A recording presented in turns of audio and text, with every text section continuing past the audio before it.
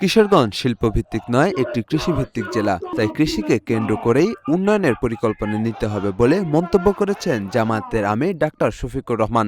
তিনি বলেন, আমি কথা দিচ্ছি কৃষিকে শিল্পে পরিণত করব ইনশাআল্লাহ। কিশোরগঞ্জ জেলা এটা মূলত শিল্পভিত্তিক জেলা না, ইলেকট্রোমেকানিক্যাল ইন্ডাস্ট্রির ভরপুর না। পাশের গাজীপুর ওরকম একটা জেলা। এই জেলাটা হচ্ছে কৃষিভিত্তিক। আমরা কথা দিচ্ছি কৃষিকে ইনশাআল্লাহ আমরা শিল্পে পরিণত করব।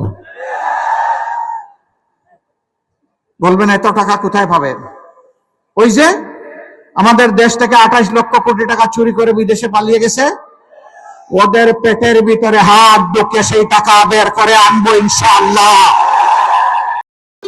ভবিষ্যৎ হোক নিরাপদ, বিনিয়োগ হোক বিশ্বস্ত, আর আমার পছন্দ সল্ট বে। ওয়েলকাম টু সল্ট বে।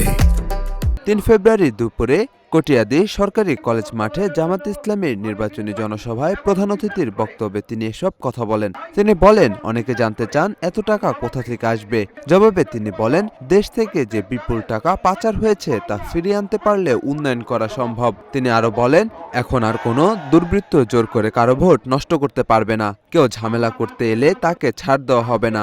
অবাধ, সুষ্ঠু ও নিরপেক্ষ নির্বাচনের পরিবেশ নিশ্চিত করার উপর জোর দিয়ে তিনি বলেন, ভোটাধিকার প্রয়োগে কোনো ধরনের বাধা বা অনিয়ম মেনে নেওয়া হবে না। জামাত ইসলামের আমির বলেন, জাতি পরিবর্তন চায় এবং সেই পরিবর্তনের পথেই দেশ এগিয়ে যাচ্ছে।